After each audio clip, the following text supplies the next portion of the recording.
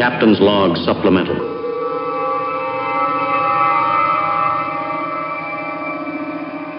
Hey Jeremy, you know those race cars you're busy building? Yeah, I do.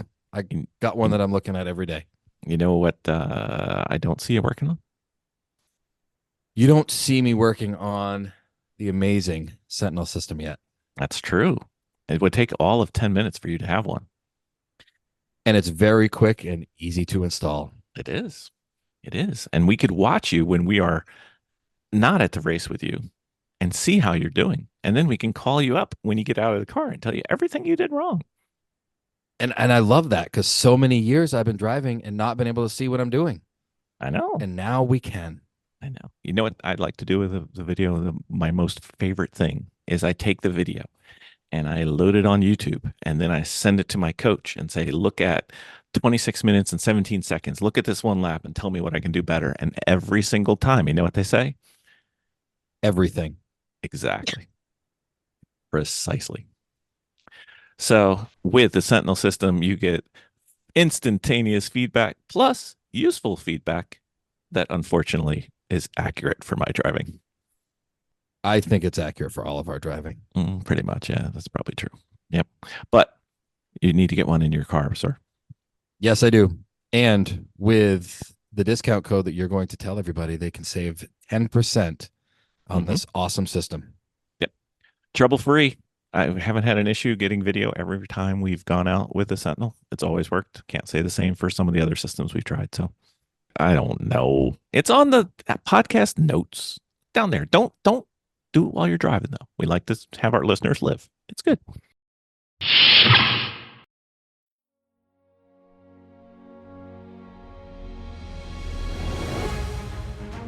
From the great halls of their house, there are assembled three who hope to one day be the world's greatest driving heroes.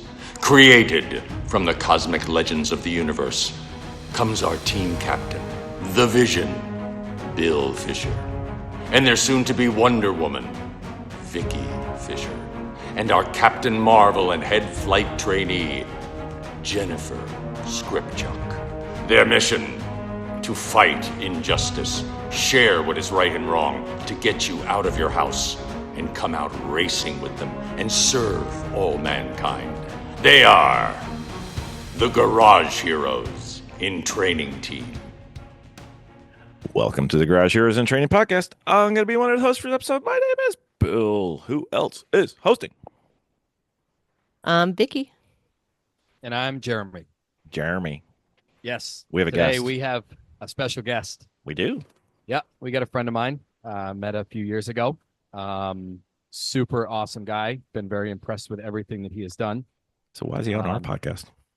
Because I didn't tell him how bad it was. Oh, okay. All right. Fooled another one. We're Yes. gonna find So- out. We met. He's an unbelievable instructor, unbelievable driver. I've had a good amount of time spent with him. Pleasure calling him a friend. We have John Rudolf on the podcast. Welcome, John. Hey, nice to see you, Jeremy. Thank you for inviting me on the show. I still can't believe it. This is pretty cool. Wow. That opinion will change by the end of this episode. So Oh, stop it. Stop it. Enough of that. Anyway, sir, besides Jeremy saying, hey, we should have him on, and me doing my usual, why, yes, we should.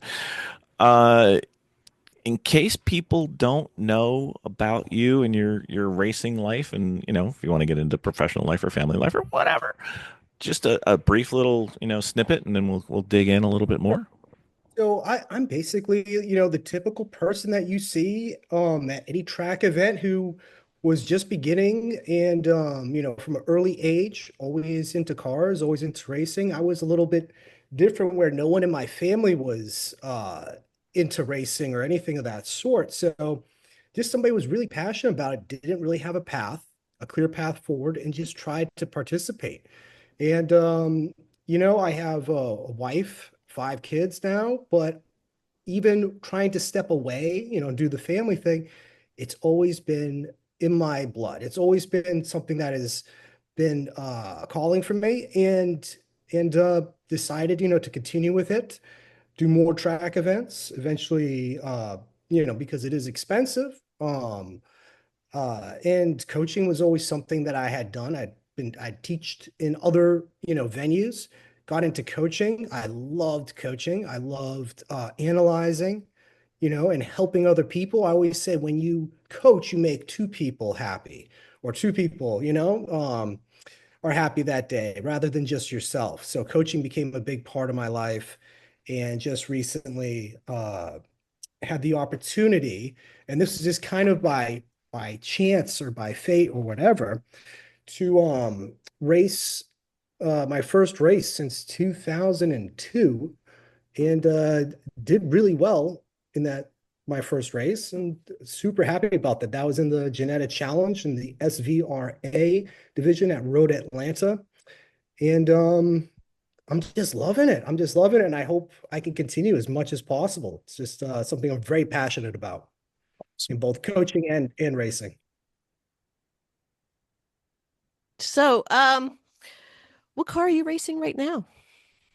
So it is a Janetta GTA. It is a car. They ship them over from England, and they're imported into TMI Autotech in Virginia. They're the main distribution hub for these Janettas, and that's how you would acquire them. It's a six-cylinder engine. It has a six-speed sequential gearbox, 300 horsepower, weighs about 2,400 pounds, like curb weight, 27 with a driver. And it is just hella fun. Does that have a specific series it's built for, or is it fit into other It, series? Or it does. So one of the things that and at the time, the way I came across TMI Autotech was through my I was going to purchase an Ariel Atom 4.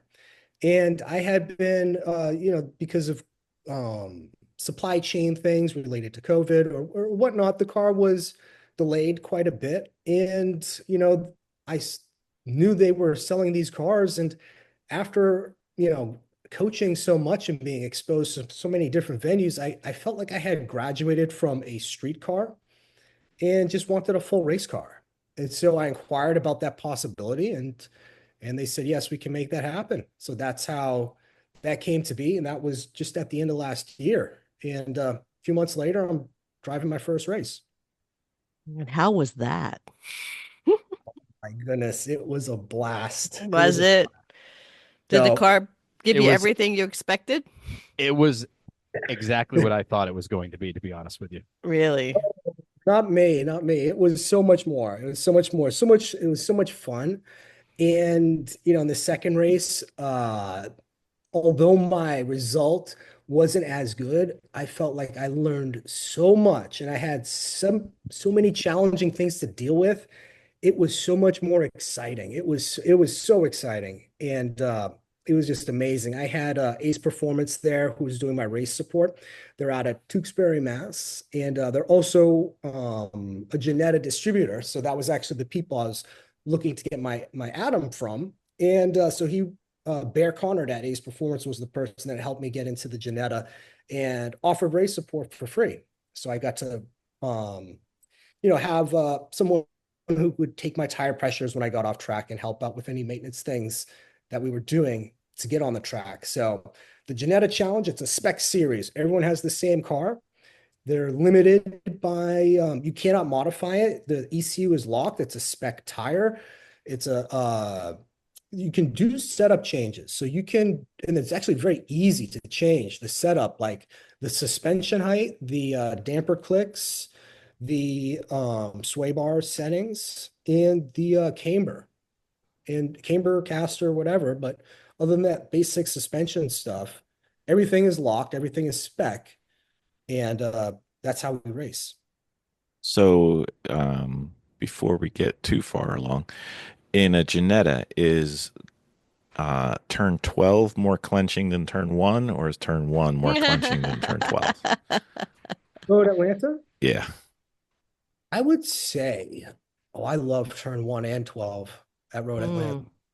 So turn 12, the thing for me, and I was doing some test days with Chin Track Days. I'm an instructor with them. And so, my primary focus is always my student. And, there's two other open sessions. And usually, like, I'd use that as an opportunity to take my student with me in the car and, see if I can terrify him. And while I was learning the track. And turn 12, I was like, I should be able to take this flat, but I just feel like I'm running out of track. And my tires were the same tires that were on the car when I purchased it, which were also raced on. So I bought the car used, but so it had a lot of life on those tires. Um, and I remember like my last session, before entering the race weekend, I went for like 3.9 off. Right. I think just like a little bit of my tire was on the edge of the curb, but the whole car was off the track. Exiting turn 12 with a light breathe going into 12. Mhm. So I wasn't able to take it flat. And but I still knew like that possibility was there. And it wasn't the tires, it was something else. So I had to kind of figure that out because I knew I needed to do that to kind of be up to par for that race weekend. There's not a whole lot of 3.9 car widths outside of turn 12. So, you know, Let's say like an eighth of a tire was on the outside of the curb. So like the passenger tires, hmm driver's side's off the track left, hmm but just enough so that way I could just kind of ease it back on. So anybody who's not familiar with the Janetta, and if they are familiar with Road Atlanta, knows that the car is not infinitely wide for it to fit and not scrape the wall. There's not a whole lot. There's not a whole lot there. Yeah. Jeremy. So, John, you've already told us the motorsports bug bit you at a very young age, even though nobody in your family was into motorsports. Um, Tell us what your first event was that you went to, track, autocross, things like that. Like, how did you decide you were going to do that event? Like, what brought you into that event and what that first event was? So back in, I think it was like 1997, um, I didn't really know too much about, what was what. So I remember coming across in like road and track magazines, back when we didn't have internet. I think I saw like an ad for Skip Barber Racing School. And, so I inquired about that. And I had, basically since you live at home with your parents, you have some money saved up. And I was like, I want to do this racing school. And so that was my first foray into any on-track activity was at Lime Rock Park with the Skip Barber Racing, the 3-day racing school, and the little formula, like the 2-liter formula cars. That's awesome. It was That's super cool. fun. And the downhill scared the hell out of me when I first was on track. I remember that. And it took me years to figure out how to take that corner. And specifically, the trick was like where you're putting your eyes. So, how difficult were the hurdles for you early on, just getting into it? I mean, you decided that you were going to do that. And did you just have any difficulties understanding the language, the signing up, where to go, translating where you had to, falling into the racing? Was that a difficult challenge? Oh, absolutely. And, at the time there's no real community that I had access to. There was no one else. I was the one of my friends that was doing this. Other people, they were into cars or so, but they weren't into it like I wasn't actually, not just looking at them or what type of wax to use, but actually driving them. So what I did was, for the most part, when early on, it was after that racing school, I did, I think, 8 or 9 race weekends over the course of like 5 years. So like a couple here, a couple there. But the challenges at the time were knowledge, and money, because it was expensive to do that, even though it was a fraction of the cost back then than it is to do like the same series today. It's Mm. almost like 8 times the price. It's Yeah, Right. it really kind of took off, didn't it? They found our secret. right, you know, I still get their newsletter that's like, oh, do you want a private plane to fly into, your VIR race? I was like, oh, that's funny that these people get to that. But when you go to the track so much, you meet the people that do these things and they can afford that stuff. It's the Hmm. most community because all of your neighbors, they have these cars. Okay, we all have that bug, we have that hurdle, but I've met people that have invented ways of how to polish titanium, and some guy who makes like a Singer. He worked for Singer, and then also he makes like a BMW Hmm. that is basically like the Singer of BMW. And I didn't even know who. And these guys are like humble, and because you share that common interest. I never like ask about these things unless like they come up, and I don't pay too much attention because my focus is what we're doing on track. Right. But you meet the most amazing people at these events.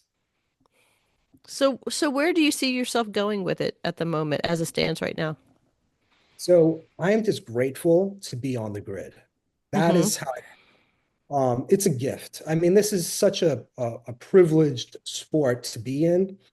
I'm just grateful for every second that I get to be there. And I'm just taking it as it comes. In my whole life, that's like been my effort. So I just hope to continue that effort and push it as far as it goes. Do you have any tracks you haven't hit yet that you would like Let's to? You have a wish list? So I'm going to be at Indianapolis for my next race. So I'll be Indy Road Course. That's new to me. Barber is also on our schedule. That's new to me. Via our full course, I've done South Course. So full course is new to me. Um, and Watkins Glen is new to me. So Hmm. basically all the races are new to me, including Road Atlanta. That was new to me too. So uh, outside of that, though, I've probably been to well over 30 tracks around the country. So I've been to a few of them. Just a couple, Just a couple. Yeah. just a handful. Yeah.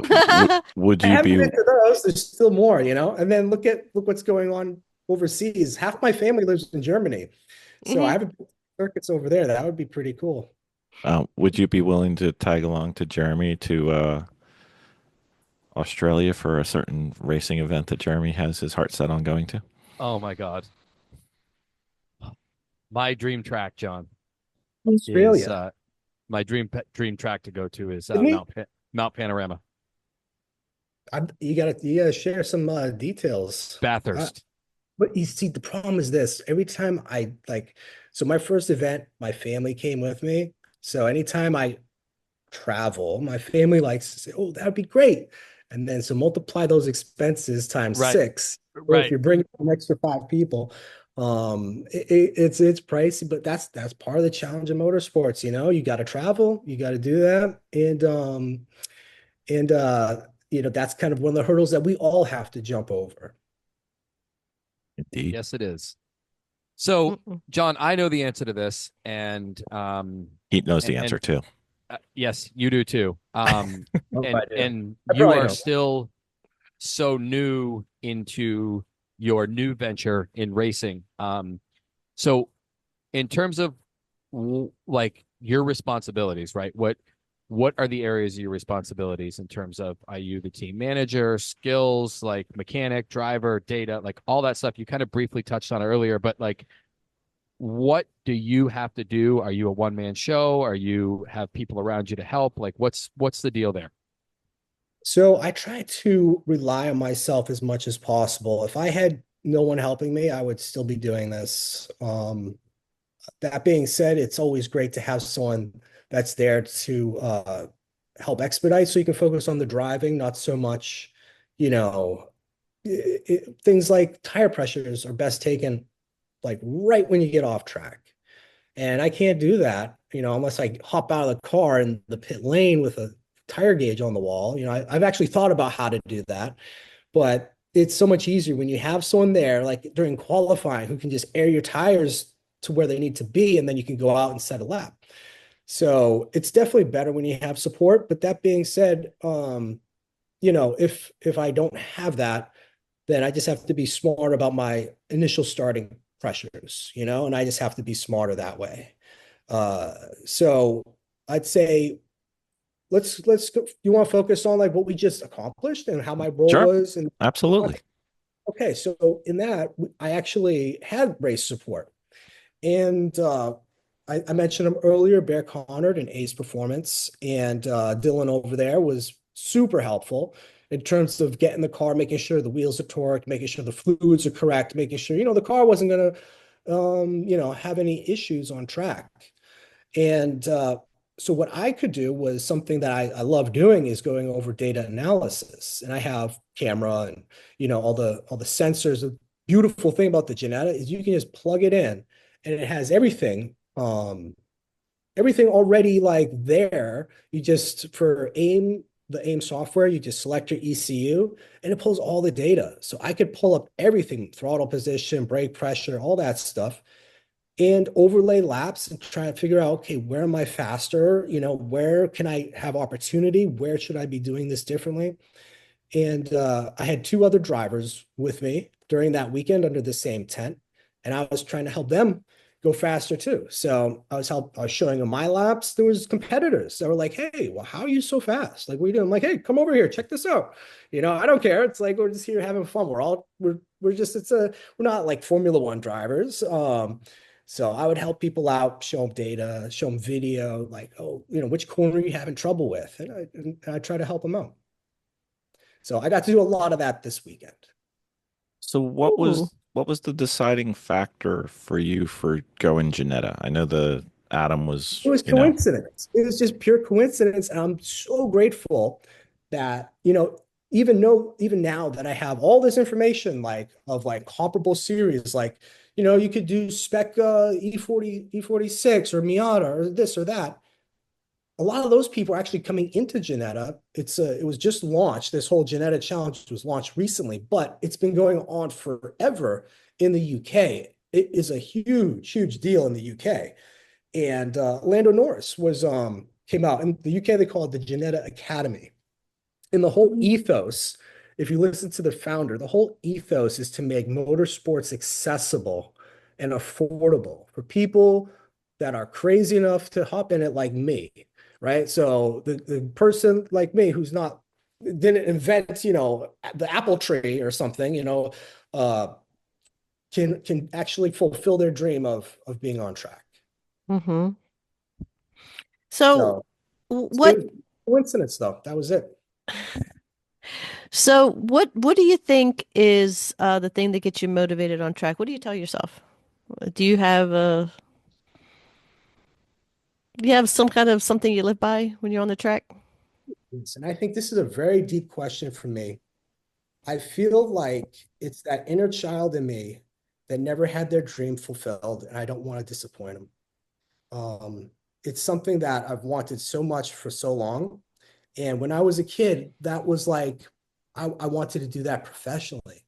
And that dream is, kind of materialized as being unrealistic, but it was there and that was a dream. And but what motivates me, I don't know. That's like something that you wanted and dreamed of when you have those childhood dreams, they're different than when you're an adult.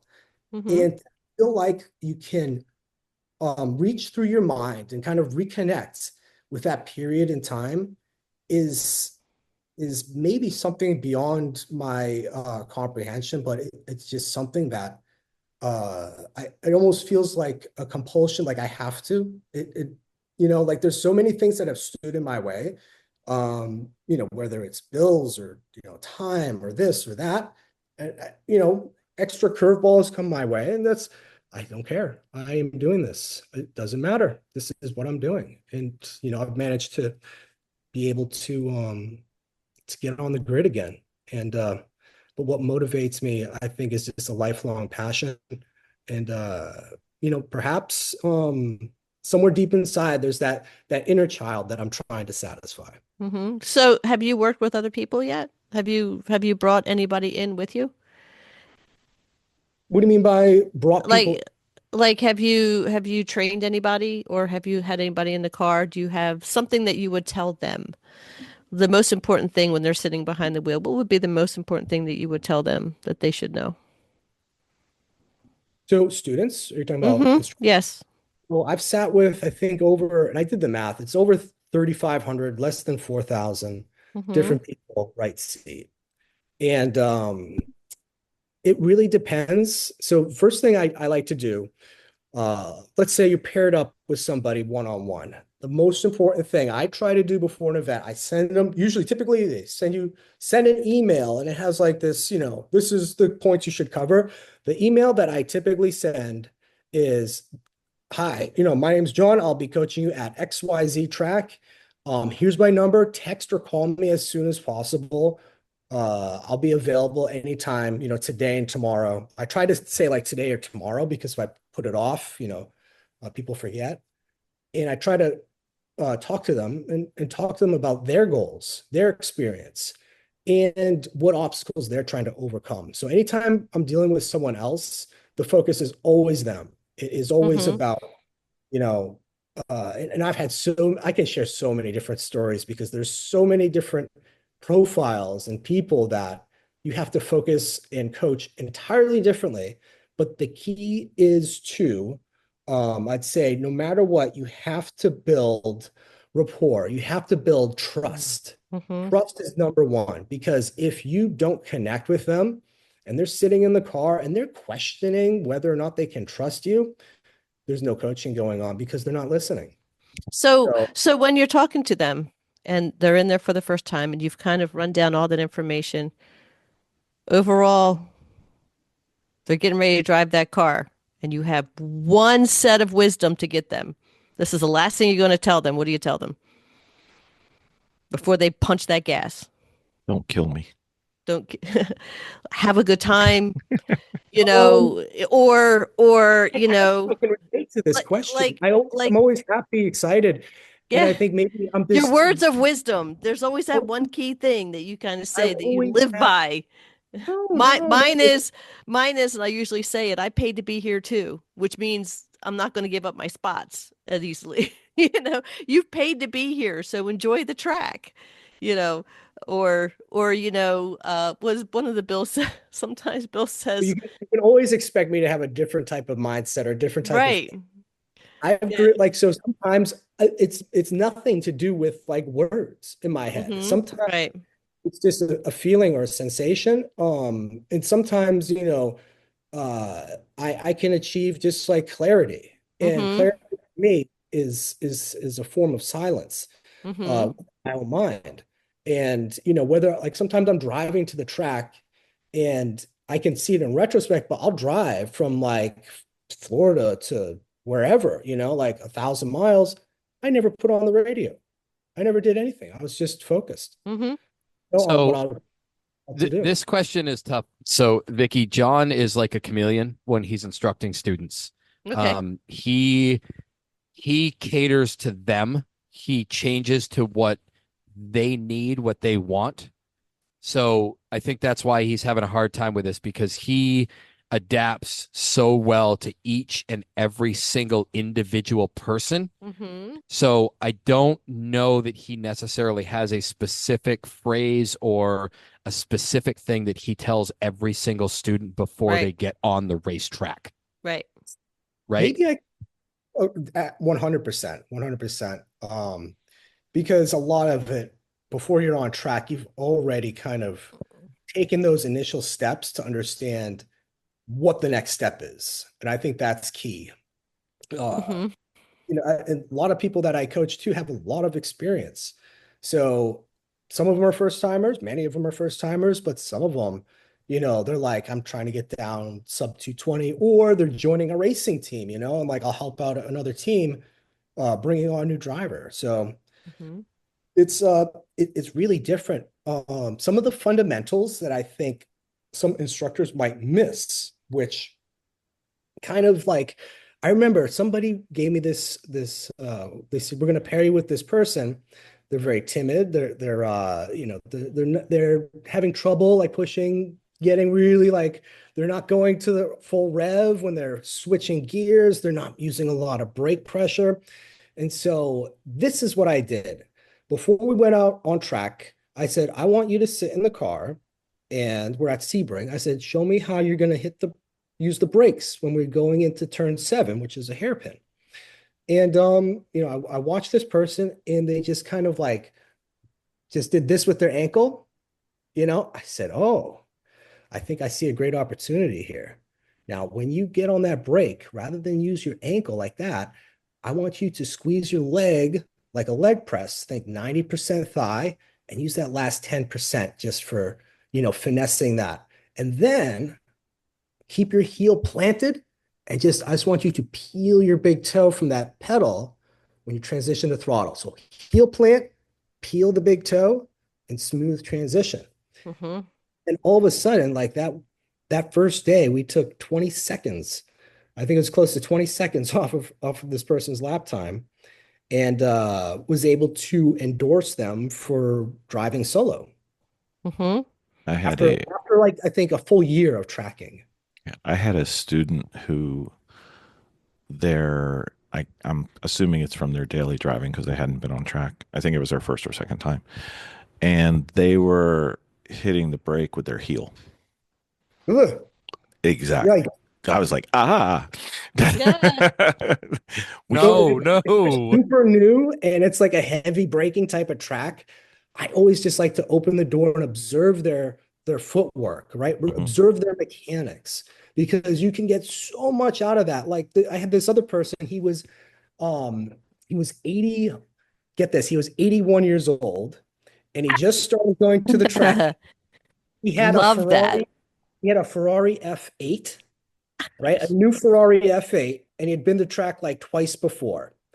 And so one of the things he was describing, I thought to myself, I feel like he's not like, because he just has a 3-point belt. I feel like he's really not in the seat that well. He's like 5'3".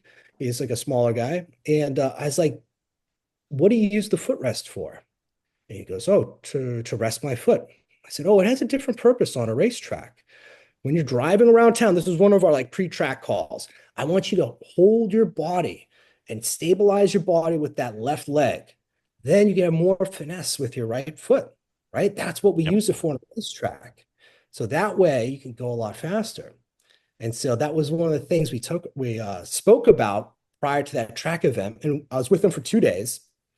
And on the second day, he says to me, he's like, we're going around the track. We probably did like 6 laps. He goes, why aren't there so many people on the track? Where did they all go? I said, you're going faster now. They're not passing you anymore, And he was Yeah. like, oh my God, that's so cool. Yeah. Dead So we pedal's got him, awesome. yeah, we got him up to speed, and he had the time of his life. hmm That's fantastic. All right, John. Future plans, learning, growing as a driver, racer slash instructor. Multi parts to this kind of question here, but tell us your short term. Let's just go with short term plans here. So my short term is to participate in the full race schedule for the Geneta Challenge. So it's another 4 race events. Each one is 2 races, practice, qualifying, race day 1 and race day 2, 4-day event. And it's like, it's just incredible, like if I can do that, it's a little bit more selfish, I feel, it's kind of for me, but at the same time, you use that experience to help share with others. Now that I have those experiences, I can draw from that to help teach others about, when they're also participating in higher levels of motorsports. So that's my immediate, one of my immediate motorsports activities. Also, I'm doing a lot of coaching with Chin Track Days. And so I'm traveling a little bit more. Sebring is my home track. And I'm going there on April 12th and 13th. And this is super cool. One of the people that I work with, he used to race BMX. And when he was younger, during a race, he was paralyzed. Yeah. He had an accident. And he can't move any of his limbs. And he has helpers and I was introduced to him through Chin Track Days, and I'm very grateful that they chose me as one of the people. And I think this will be my fourth time with him because he requests. He can request whoever he wants, and he's requested me a number of times. And so you can imagine he's in his late 50s now, but he still it almost gets me emotional when I think about it because he has that same thing. He's one of us. He wants to compete. He wants to be feeling like he's racing. And from that young age of when he's a teenager to now, he lives vicariously through, people like myself. And he has a Porsche 911 that's tuned, upgraded brakes and everything. And it's the cabriolet, and it has to be a cabriolet because that's how they can put him in the car. And but he just wants me to go as fast as I can go, and it's like it is the most like amazing feeling when you can share that with somebody. And we have comms, and so I can hear him, and I can he puts a lap timer, one of those Garmin catalysts, so it's like a big thing, and he can see when we're faster like through certain sections, and he gets really excited about that. And we both share that passion, and that's one of the very special experiences that I've been able to experience being on track. Fantastic. So we've talked a little bit about the the Janetta series and the car, but maybe if you're okay with it, we could get into a little bit in case people were interested or thinking about it or thinking about Yeah. something, and maybe the Janetta might be what they want because there's a lot of options out there. What we had an earlier guest who I don't remember if it was on the podcast or not on the podcast was um heard about the Janetta somewhere and had the impression that the operating consumable costs on it were terrible. Is that factually correct, or is it, like is it Miata land, or is it Corvette land, or is it, you know, GT4 land, or somewhere in between? I would say it's definitely less than GT. Well, the thing is, like with a Miata, you have to kind of modify it Yeah. and like there's all these things you change. I didn't have to change anything. You buy it right out of the box, Hmm. and it's a race car. And that's why it appealed to me. You don't have any of those extra costs associated with, I have to modify the wheel hub with the Miata, otherwise they break and the wheel falls off. Or, there's with the BMW, you have to like strip out the old interior, put in the new stuff, and then, do all this work to it, or find someone else's that's, has, work and craftsmanship that you don't know about. These because all these come from the factory. They're all done perfect. And you don't have to, that's the biggest thing for me was I don't have to pay any extra to get it up and running. It's out of the box running. So, The operating costs are, you know, it's just oil, oil, gas. I mean, because you can't drive it on the street, you're gonna have to trailer it. But if your interest is track use, it's probably the most affordable way to really get performance that's like totally next level. I would say around corners, it's faster than a cup car. And I've other pro drivers have said the same thing that it's about 5 miles an hour faster than like a GT4 race car, like around certain corners Hmm. so it is a serious machine. Um, I mean, your biggest expense would probably just be tires. so I mean, you don't have to tell us what you spent, but what's a rough like if someone decided, hey, I really want to get into racing Janettas, like a rough idea of an average price to buy the car to get into the series?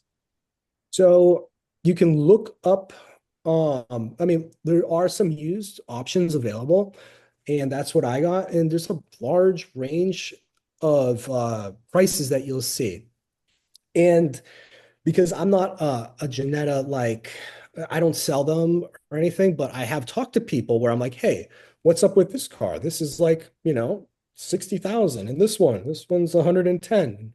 It's the same car, but it's a different year and it's this and that and the hours and whatnot. And so I'd say the best people to talk to, because it is a small community, I would say uh, Bear Conard at Ace Performance would be a great contact. And I think it's Ace. If you look up Ace Performance, Tewksbury, Mass, Bear Conard, and it's Baer. And he would be a great person to talk to. He's like honest, straight shooter. He'll help you out. He'll say, no, you should actually consider this one. This is why. And I think he always puts people first. He doesn't feel like a salesman, but he's always done a great job in explaining like, well, this car is lower because of these reasons, and these Yeah. are the things you expect. So you're saying that because you've done a lot of track days with your Janetta already, you did practice day, you did qualifying, you did 2 races. So basically, you've only had to, with the amount of time you've had that car on track, with the exception of one little thing, basically had to do fluid changes and you've had to buy tires, right? So you haven't really had to spend that much money on the car. So I changed the brake pads, and I did a lot of testing at Sebring when I first bought the car. And so Sebring is pretty rough on the brakes. That being said, it was raced for a full year before I had received the car. And it still had this first set of brake pads because it's such a light vehicle. It it's very easy on the consumables. And that's why I thought like Miatas, and I always recommend those types of cars. It's not because they're, slower or what. It's because they're lighter. The lighter the car, typically, the less they cost on consumables. So, but yes, I've done the oil changes, the gearbox fluid. It's really straightforward. Pull a plug, let it drain, fill it up. Change the brake pads. Brakes are super easy to work on. Brake flushes, that's always big on any race car, which is easy. Open the bleeder, pump the brake. Usually have someone else help you so you can close it before air gets back in. Uh, and outside of that, just some minor stuff. I had to replace. I had a sway bar link break during race 2, and I had a big off. Went through the gravel pit in turn 10, and because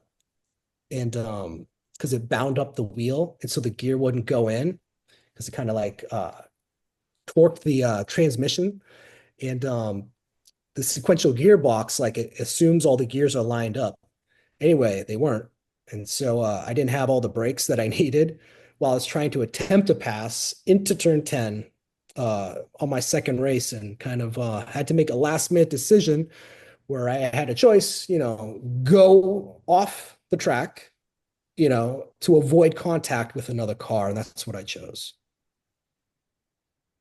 And there's a lot of sand right there too. A lot of rocks. He brought some home. Did he? I have them in jars. I can pull. I did. I took them all out. Like I pulled the bodywork off.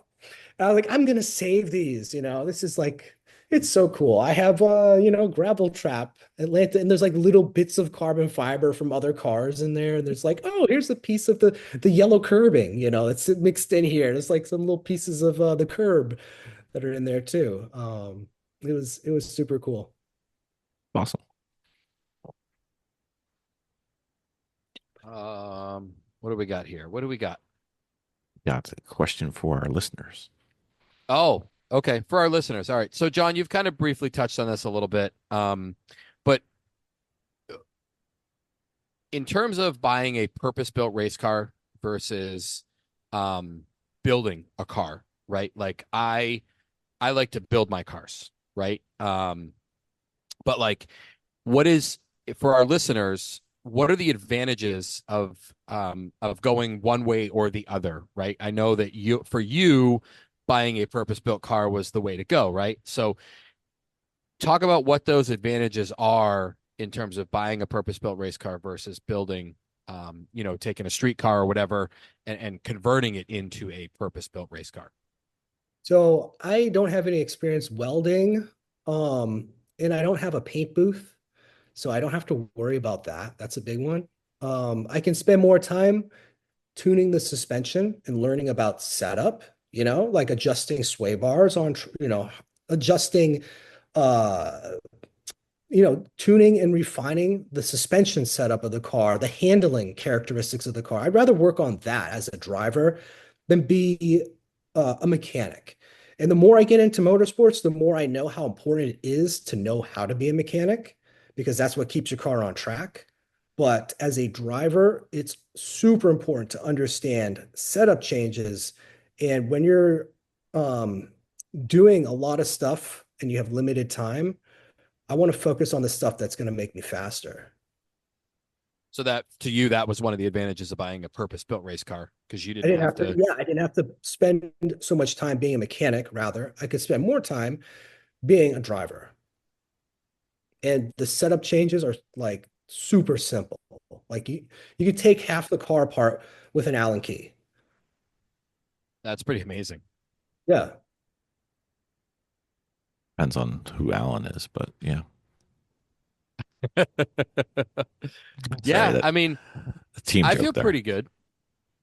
John, do you have any questions or anything that maybe we didn't ask you or questions for us or something that you might want to talk about? I know that when Vicki asked you how your race weekend went, you kind of talked about how you learned and you did this and you did that, but So I l- never really got let's into talk about let's talk about what happened that weekend.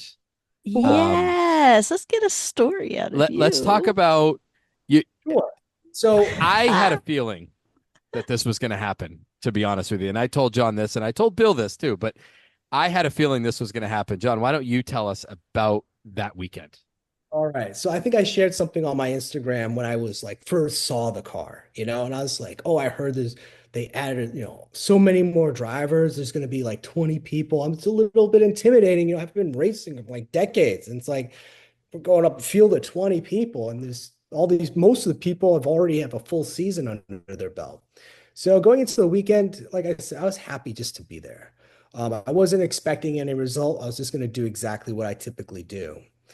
And uh during that weekend I had some issues with like getting my tire pressures set just right. So I was struggling with that a little bit. We went out in qualifying and I did manage to learn how to take 12 flat, and it was like a specific spot that I would turn in that would give me just the perfect trajectory where I could just keep it down, plant it, and not even think about it. And some other people were there too to help encourage me to do that. And I remember one person saying, you should be able to sip a cup of tea as you're taking 12 full throttle. Going, I was like, I am doing something wrong. I got to keep looking at my line. So during practice, I got that sorted out. And now I'm taking 12 flat. During qualifying, I'm trying to set a fast lap. And I think I ended up qualifying fifth out of 20. And I was like, okay, that's pretty decent. And the times I was like within a second of the leader. We were all pretty tight. I was within the main pack. And I was happy about that. So starting fifth, one of the things about when you race, you kind of want to roll into the start. You don't want to just like wait and time it and then hit the gas, which is what I did. So I fell back a lot, but I felt like I was really strong going into turn one, carrying a good bit of speed. So I managed to hold my position in race one.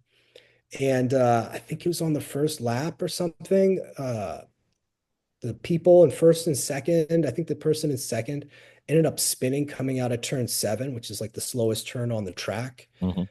And Probably the worst spot to slow down too.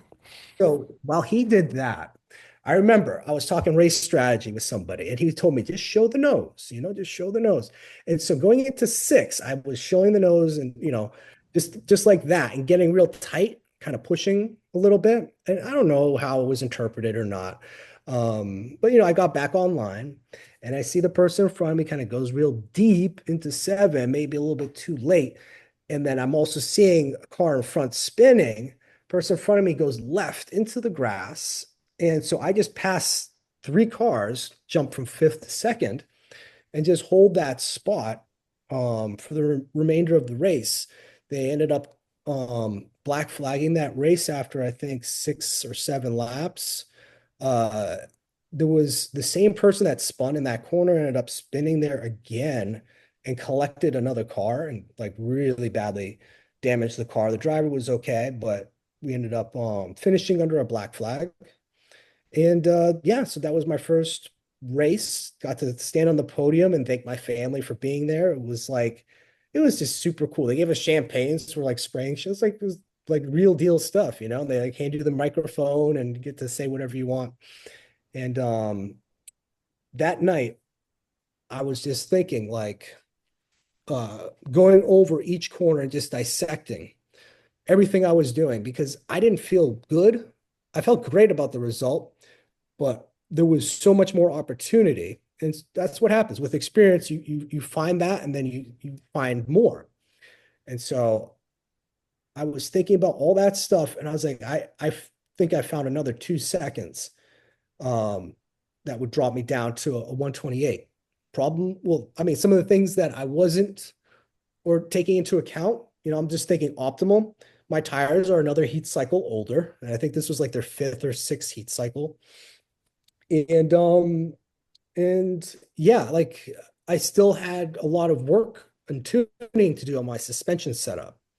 So so we go into that, and during that race, I'm in second and coming out of turn seven, my grip is just not there. And the person behind me in third gets a good exit, passes me down the back straight.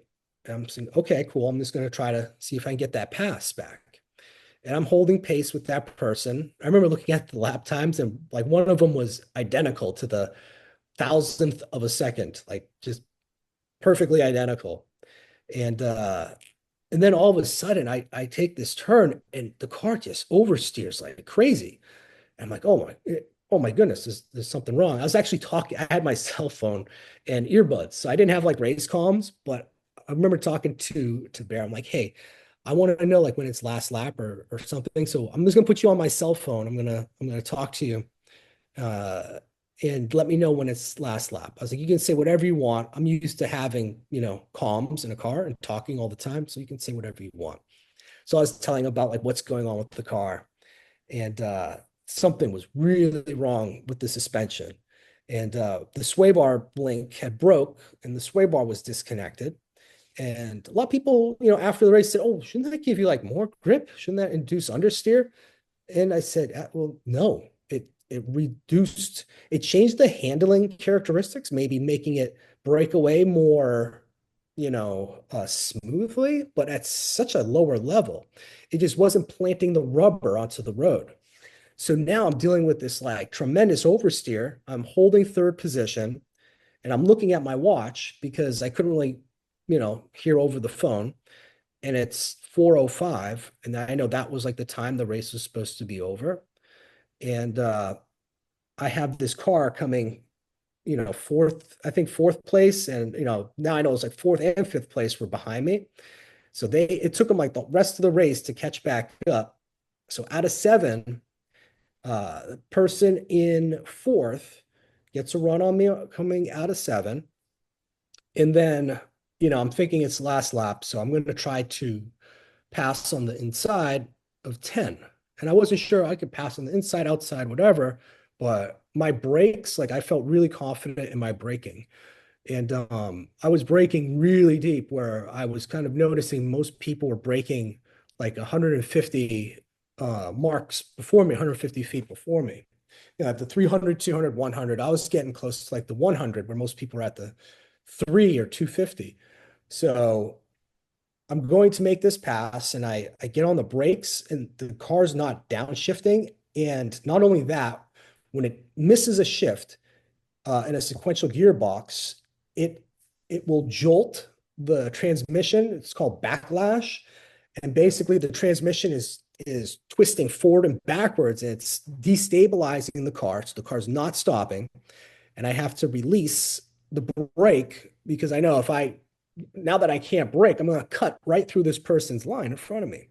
So, seeing that I don't want to hit another car, I released the brake and just sent it right through 10A right through the gravel, and right back onto turn 11, right before the bridge. And I looked at the data. I actually was downshifting, able to get it downshifted into the proper gear. As soon as I landed on the pavement, I went right to full throttle, with pebbles flying everywhere. I remember I don't know how, but they got inside the car too. And went through the start finish, and I could tell, now it's the last lap. That wasn't the checkered.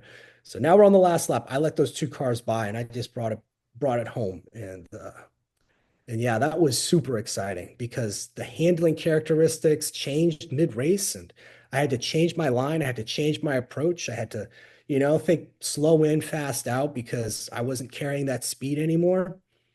And I went through the data afterwards and I looked at everything.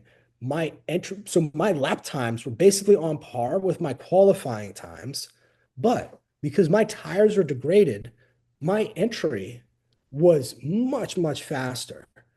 And because I could get into the corner faster, but I couldn't exit quite as quickly, my qualifying had faster exits. Mine was faster entries, but the V-min through pretty much all the corners had raised to a level where I could see like, yes, this would have worked. And then it, created that theoretical of like a 127.5. I was like, wow, imagine that. If I had fresh tires or something, that would have been pretty amazing. So that was pretty cool to review afterwards and look at the data, watch the video, see what was going on. And then also when something breaks, but you're in a race and you just have to forget about it and adjust and adapt. And you have to do it in race conditions as still go as fast as you can. So my hands were, it was like like a dirt race or something. They were just everywhere, cars sliding everywhere. It was You so were much. busy. You were busy in that car. I saw the in car. You were busy in that car. Oh, it was so much fun. I was like, oh my God, this is so cool. Even though I'm slower now, I was like, but it's so much fun. That was a blast. Okay, so that was race two. I think we went through qualifying race one, race two. After that, let's see. It was basically like just kind of uh I wasn't on the podium that one, so now it's on to the next. I'm thinking about Indy. Unless I missed something, your questions and everything, feel free to dig deeper if you want. No, Post it race, was during the race, before the race, any of it. no, it's just every racing weekend has at least, 50 stories per car. So it's awfully tough to summarize it, especially after a few weeks and, the racing. But so how I many more agree with you. races? How many more What's that? races this season do you have? Oh, well, I just completed two, and there'd be four more race weekends would complete that Genetic Challenge series. Another cool thing, they do cash prizes. So like if the winner gets a trip to England and they race in the UK Geneta Academy, I believe. And it's a uh serious thing. So I couldn't believe like, being on track so much, I attribute it a lot to all the coaching that I did. Mhm. And really learning about coaching, you're not just teaching somebody, you're learning a lot while you're doing that. Yeah, for sure. Well, since it's so serious, we have a natural transition to the Fast and Furious storytime questions, which have nothing to do with the movie, and have everything to do with having some good time and learning quite a bit about you. So, Miss Vicky, you like to start it off, but you have to be off mute. It's 800 Yes, I episodes. do. I 800 do. I episodes, know. and I'm getting still. there. I'm getting there. Getting there. So, favorite question of all time. What was your first car and what was the worst car you ever had? So my first car was a Mitsubishi Eclipse. Oh wow. It, there is no worst car. If it's working, the worst Whatever car is the one happened that to the doesn't move. Mitsubishi? Okay, the worst car that I had was recently. It was a Porsche 944 that I never got running. Ah, I tore everything out of it. This was before I got the race car. I was like, I need something to drive. I'm just gonna take this cheap piece of junk and fix it and put it on the track. And I ripped out all the carpet, everything, and like the clutch pedal, the floorboard was rusted. So I'm like, oh, that's why the clutch isn't. I'm like, this is so much work. And then I just got rid of it. I gave it away for free. It's the cheapest Porsche in the country for Yeah. sale. Yeah.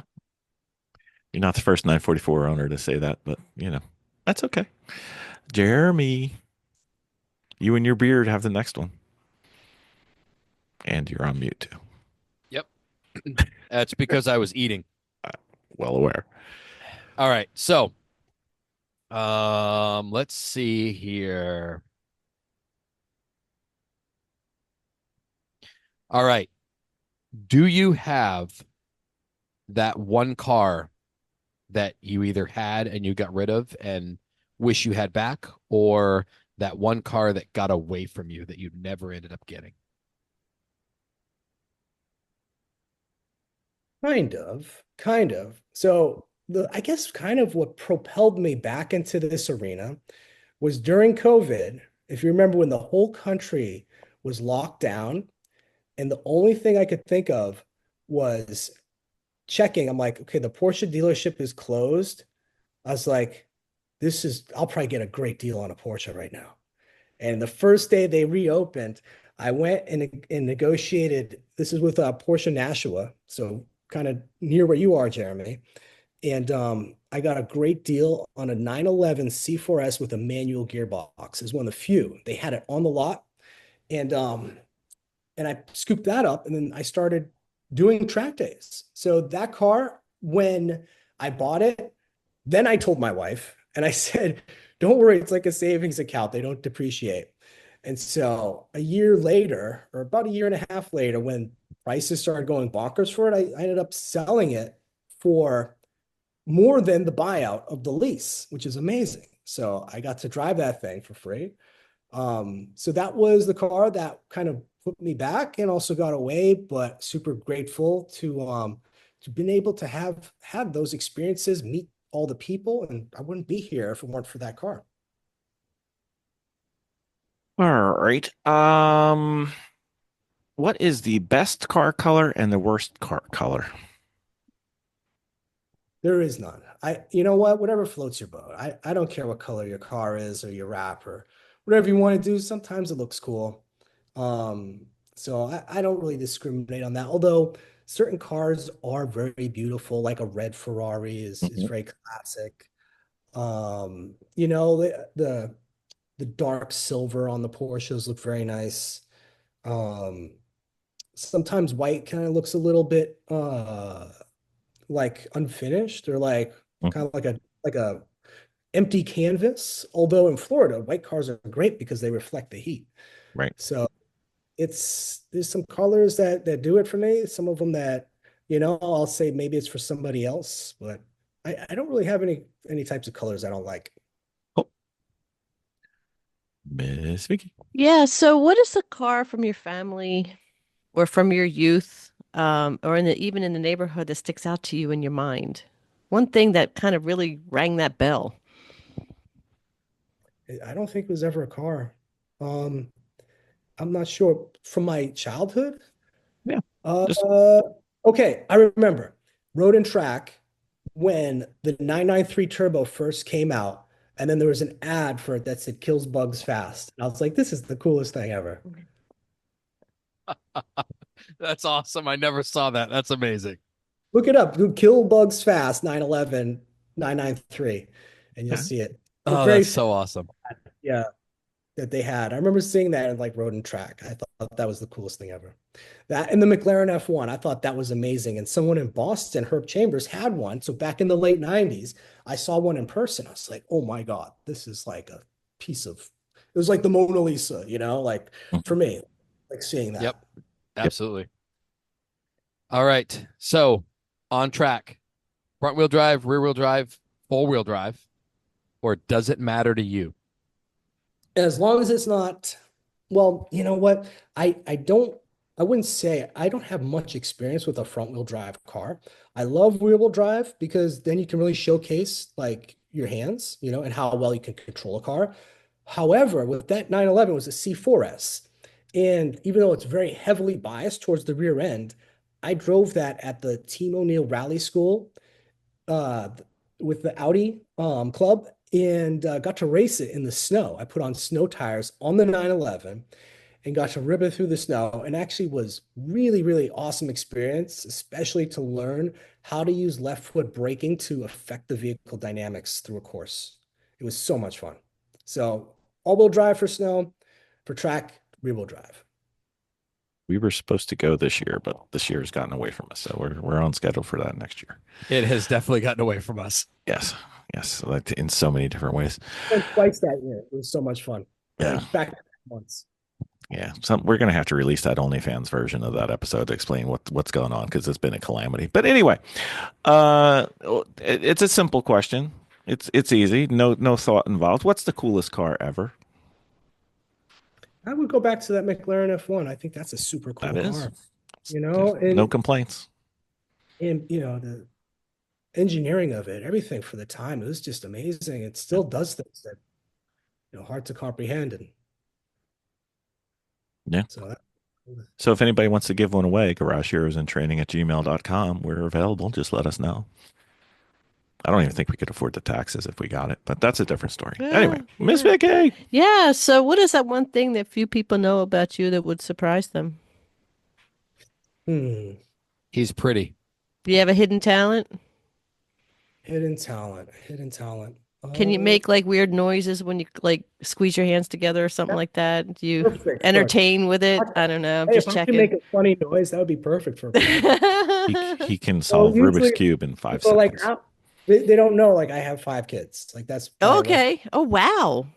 They think I'm, my wife says I'm her sixth kid because I act like a kid. So Yes, Yeah. yes, I can attest to that. Yeah. sometimes I act more youthful, but yeah, I have a lot of people in my family and I love them so much. And so I have a lot of responsibility to take care of them. And There you go. yeah, so a lot of people don't expect a father of, that many children to be Right. doing these types of things. Right. Indeed. Big J. All right. So growing up, obviously, you were into all this stuff. Who was your favorite race car driver? Without question. And this is actually after his death when I started learning about driving because it wasn't another driver that brought me into it. It was just the seeing it and wanting to learn more about racing. It was Ayrton Senna. Mhm. And I was like, I want to know how did he get to where he was and, what made him do what others couldn't. And so I remember reading his biography and, watching video and things like that. And what's funny is meeting Stefan because that was a personal friend of his. I was blown away by that. I was like, Yeah. oh my God. You're kidding. So that was somebody that I had read a lot about when I was younger. All right. What is your race car number and why? And do your cars have names? So my race car number is 99 because every other number was taken that I wanted. First, they said the car came with 17, and I'm like, I'll keep 17. I don't care. And then someone else took 17. They're like, oh, you can't have 17 anymore. So I'm like, okay, 21. That's, because my son and I share the same birthday, and it's on the 21st. Oh no, 21's taken. I'm like, okay, You're 20, you're not like older than he is? 22. Yeah, we're twins. Okay. So That's interesting. 23. I was like, 23 saying, I'm like, number one. They're like, oh, that's for the championship, whatever. I'm like, okay, 99. And so that's how we came up with 99. Okay. Nice. Cars It have was names? the seventh choice of mine. Men don't name their cars. I know, but sometimes the cars You get know, named. I thought about because the car still has the previous sponsor, Hmm. which the previous owner, and it's Tiffany on the car. So I was thinking about that, but if I do that, it'll piss off my wife so much. A little bit. Oh, You you just and do, Tiffany, I'm not gonna name it. That would just piss my wife so off. why don't you just do a nice light blue livery with like white lines on it, you know? Love the Golf livery. That Oh yeah. blue Oh, orange, that's gorgeous livery. Hmm. That if I were to do one, that would be what I would do. There you go. oh, okay. Here's a one for you. As far as driving and racing goes, What are some of the things that you're relatively good at? And what are the areas that need focus for you?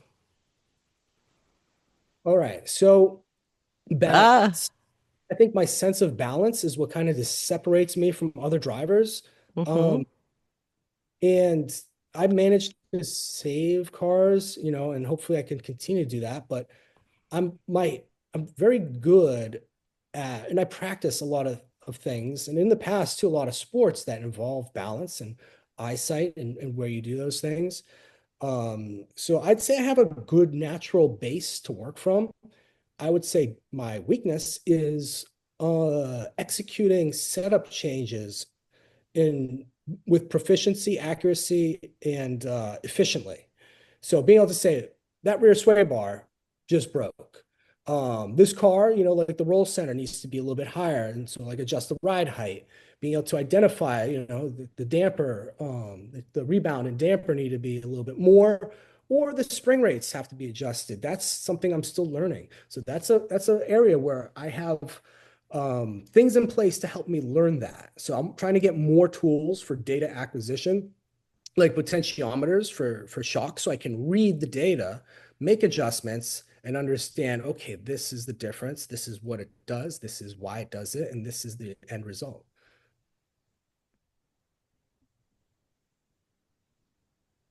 All right. So, because no one else is going to ask, I love this one. I need to ask. All right. Clarkson, Hammond, May, Chris, Matt, somebody else, and why? So you're talking about the other like car reviewers. I like Chris Harris. That Mhm. would be the guy. And why?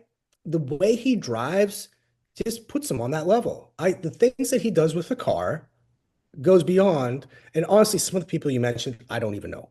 So I might be skipping somebody, and somebody That's might fine. have a great argument. But of the people that you mentioned, the ones that I recognized, I would say Chris Harris, because he speaks with a beautiful British accent. He's very articulate. He's very humble. He's and a fantastic driver. Mhm. Mhm. All right. Everybody asks you what your favorite track is, which we do. But what is also your favorite turn so far?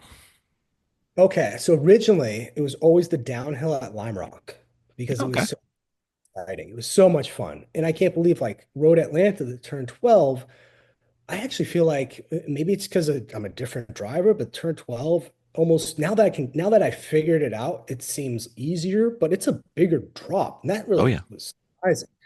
Sebring, I didn't really get it at first. The first time I went there, I was like, this track, I don't know. It's like confusing. It's like, but every time I go, there's so many little details about that track. Your visual references are so different than any other track. And the way you drive that track at speed is so different than how you drive any other track. Uh, it is a phenomenal track. It is one of the most challenging tracks around. And turn 17, you love it for all the wrong reasons at Sebring. When you can really fly through there, uh, it does not want you to be on track. You're bouncing everywhere, and there's walls everywhere. It's super dangerous, and you really, until you drive it enough, you really can't understand how somebody could carry so much speed through that turn until you work your way up to it. But there's so many different tracks that, you know, like Club Motorsports, I say that's the best known track that nobody's been to before. Club Motorsports in Tamworth, New Hampshire, that's one of my favorite tracks. And so many people like haven't heard of it. It's not, I've Hmm. heard that over Laguna Seca. It has so many faster corners, and it is like visually, like it's different than Laguna.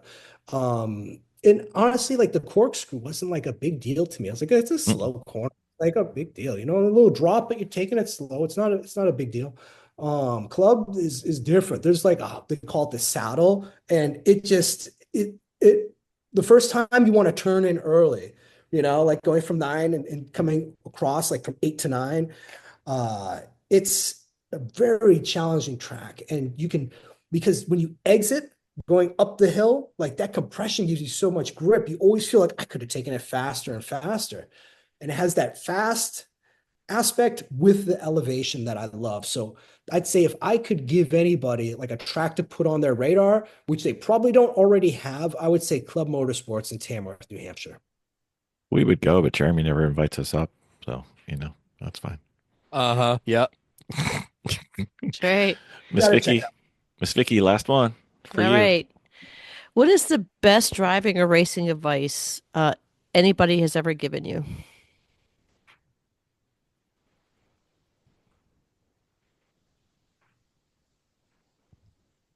Just Hmm. just past Jeremy.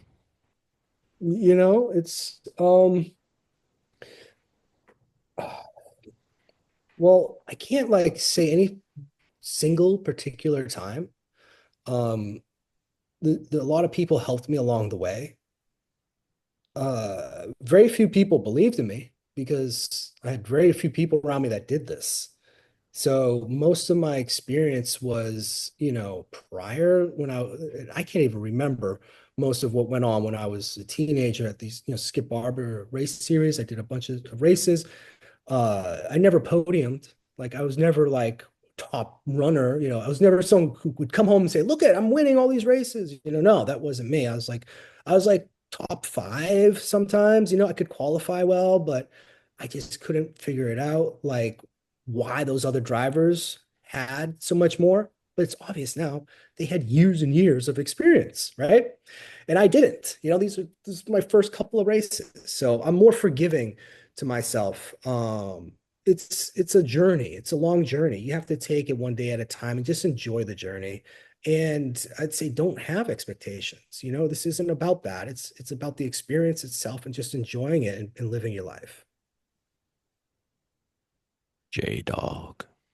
All right. So, because every single person that doesn't know anything about racing always asks every single race car driver this question, what is the fastest you have ever been in a car? What car, where, and when? Let's see. Mexico is an acceptable answer in all cases. Yeah, I would say Mexico. We'll stick to on track. I would say, let's see.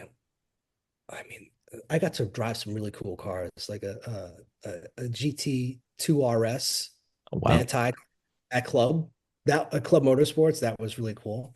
And also at Palmer. Um, but probably in 911 Cup cars at Sebring, doing like over 150 on that back straight going into turn 17. Yeah. Probably. That's plenty for me. Thank you very much. So last one, you've made it to the end, and just in case you were curious, we do have 40 or so more, so you're not done, but you're done for now. You get out of jail free. If you owned a racing team and you had two drivers that would be racing for you, who would they be? And you don't know what type of car, and you don't know My what kid, track. can I What's that? say that? You can say what? My children. I put them in the car. Okay. That Yeah. sounds awesome. That's one of the better answers we've ever had. Would Yes, love, absolutely. right? Because then they always get to be at track with me because I miss them so much whenever I have to travel. Your problem is you need more cars, Yeah. I need a bigger team. bigger team. Yeah, 2 cars, they're gonna have to share. They don't like doing that. No, not Right, so right. much. You Yep. got another, decade or so before that comes into fruition. So you Yeah, got time. It'll be fun. Well, sir, I do appreciate you coming on. I thank Jeremy for inviting you. I thank you for tolerating us and our stupid inane questions, which are sometimes fun. If people Well, want to follow along, how would they contact you? Follow along, keep track of your exploits, watch this amazing genetic car go round and round. so my Instagram, John C. Rudolph, JohnCRudolf. So it's like F, it's Rudolph like the reindeer, but spelled with an F. John F C. Rudolph. F for Yep, first place, right? that's my Instagram. That also like John Rudolph, my Facebook. But thank you guys so much because nobody ever listens to me. So it was really a lot of fun having people that would actually listen. That was really cool. I Well, appreciate being. open invite to talk racing anytime, anywhere, and keep us posted. And we're going to be watching. Keep and following along. Absolutely. I Yeah, might even be able to absolutely. spell Janetta by the end of this season. No, you won't. No, Yeah, you probably won't. not. Probably Don't not. kid yourself. Engineers don't spell. I could I've No, do they never don't. that. heard of a Janetta before this episode. They're pretty cool. They Yeah. are. They're really cool. Indeed, we John, need. Send thank me. you so much for coming I on can send you today. some onboard video if you really want to check them out. Just send Well, me a message. send And I'll us a send you. send us a snippet. And we'll put it out with the podcast when we post about it, and people can look at your exploits. That'd Yeah. be great. Awesome. Thank you, sir. Thanks, John. Thanks for coming. Take care.